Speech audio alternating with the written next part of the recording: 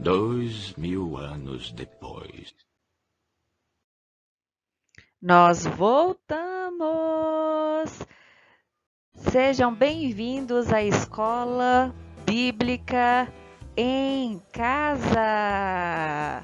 Demoramos, mas voltamos e vamos já começar a falar sobre o Antigo Testamento novamente. Nós mudamos um pouquinho o formato, vocês vão ver que nós vamos agora fazer vídeos um pouco menores, né? E com um pouco mais de frequência, se assim Deus nos permitir, para que fique aí um assunto mais dinâmico, mais fácil de nós estudarmos. Vamos começar?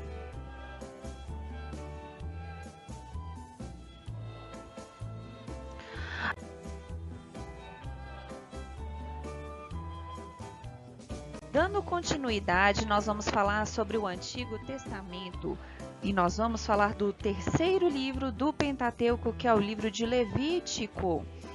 Mais para frente nós vamos disponibilizar um vídeo falando, né, sobre Gênesis e Êxodo, fazendo uma recapitulação rapidamente sobre esses dois livros. Mas vou deixar para vocês os links das aulas que nós falamos sobre o povo do Egito, para que vocês relembrem um pouquinho já do que nós falamos. Vamos então começar a falar sobre Levítico.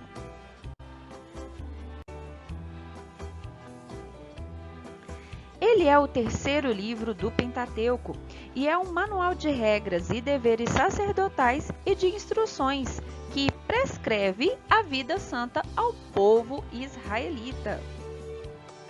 O título hebraico do livro é E chamou. Ele foi extraído do primeiro versículo do texto, e chamou o Senhor a Moisés. O nome Levítico é derivado do título grego Levitikon. É dado esse título lá na Septuaginta. Septuaginta são os livros hebraicos, ou aramaicos também, escritos em grego, que significa pertinente aos levitas ou relacionado aos levitas. E aí ele faz uma menção à tribo de Israel, que foi escolhida por Deus entre as 12 tribos de Israel para ser a tribo dos sacerdotes.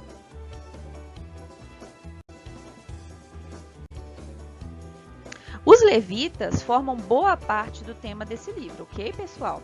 Eram da tribo de Israel, como nós já falamos, da tribo de Levi, da qual os sacerdotes foram separados e eram responsáveis pela manutenção das instalações e práticas litúrgicas. Eles também promoviam o viver santo dentro ali do arraial. O título ele é bem apropriado. Primariamente, o livro é sobre os israelitas como uma nação santa, devido à presença de Deus no meio deles. Ele não é dirigido unicamente aos sacerdotes ou levitas. Ele é dirigido a todo Israel, informando o modo de oferecer sacrifícios, o modo de manter uma pureza ritual, falando com o povo de Israel sobre a moral à luz da presença de Deus e entre eles.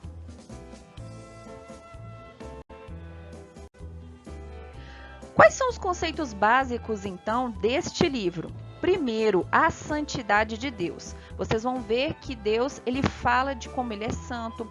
Deus ensina o seu povo através de leis, através de mandamentos, né, a serem santos também. Então, primordialmente, nós vamos falar da santidade de Deus quando nós falamos do livro de Levítico. Depois nós temos o princípio da mediação no serviço dos sacerdotes. Os sacerdotes faziam essa mediação, né? Eles que prestavam culto, eles que faziam os sacrifícios, eles que armavam ali a tenda, né? O tabernáculo para adoração. Posterior, nós temos a pureza do povo da aliança. Nós temos ali, de fato, o estabelecimento da aliança de Deus com o seu povo e como que esse povo deveria andar puro perante o seu Senhor. E no meio de povos que não andavam nessa pureza, ok? Temos também como conceito a remissão do tempo por meio do calendário litúrgico. Então, nós temos estabelecimentos de questões ali no calendário litúrgico. Temos estabelecimentos de festas, temos estabelecimentos de anos onde poderiam acontecer a colheita e etc. Por último, nós vamos falar sobre o princípio da substituição no rito do sacrifício, ou seja, como houve pecado, deveria-se haver remissão dos pecados através de sangue, e esse sangue viria através dos cordeiros, né? Não somente o sacrifício de cordeiros, mas nós vamos ver sacrifícios de pássaros, né? Como a rolinha, o pombo. Nós vamos ver para que serve cada sacrifício nesse sentido. Falando da autoria, nós vemos aí Moisés aí, né, nessa imagem. O autor humano de Levítico não é mencionado no livro. Contudo, a expressão "o Senhor disse a Moisés" aparece mais de 25 vezes no texto, pelo menos uma vez por capítulo, tirando aí os capítulos 2, 3, 9, 10 e 26. Então, estudiosos judeus, ortodoxos e cristãos tradicionalmente atribuem o livro a Moisés, o legislador de Israel.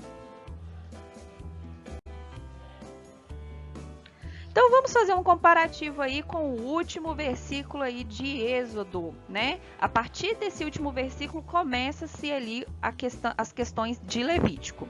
Êxodo 40, do 1 ao 3 fala: depois disso, o Senhor falou a Moisés, no primeiro dia do primeiro mês: levantarás o tabernáculo, a tenda da revelação, colocarás nele a arca do testemunho e a cobrirás com o véu.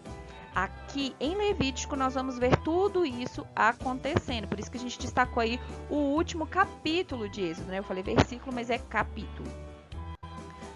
Vamos fazer então um paralelo rapidamente aí entre o livro de Êxodo e o livro de Levítico. O livro de Êxodo, ele fala da salvação do povo de Israel. Já em Levítico, nós vamos falar da santificação do povo de Israel. O povo que uma vez foi salvo por seu Deus, agora vai conhecer e andar nos caminhos e preceitos deste Deus. Em Êxodo, nós temos aí a libertação do povo. Agora esse povo que já está liberto, em Levítico, vai se dedicar ao seu Deus, aquele Deus que realmente o libertou. Em Êxodo, nós temos a redenção desse povo. E agora, este povo que foi, né, redimido ali, nós temos agora eles adorando ao seu Deus. Como nós podemos ver aí nos versículos que nós lemos de Êxodo, essa imagem aí nos mostra aproximadamente como seria ali o tabernáculo, a tenda da revelação, né? E aí nós vamos ver alguns detalhes nas outras aulas que nós vamos estudar. O livro de Levítico se origina na revelação de Javé, dada a Moisés na tenda do encontro, lá em Levítico 1:1, e no Monte Sinai, em Levítico 25:1, durante a estada de 11 meses de Israel no Sinai após o Êxodo. O livro de Êxodo, então, termina com a construção do tabernáculo e a glória de Deus preenchendo. O livro de Levítico é a continuação direta do livro de Êxodo.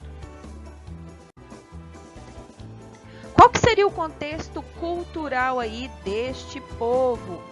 Os hebreus não eram os únicos no Antigo Oriente Médio a praticar purificação ritual, viu, pessoal? E nem os sacrifícios de animais. Outros povos faziam essas práticas também.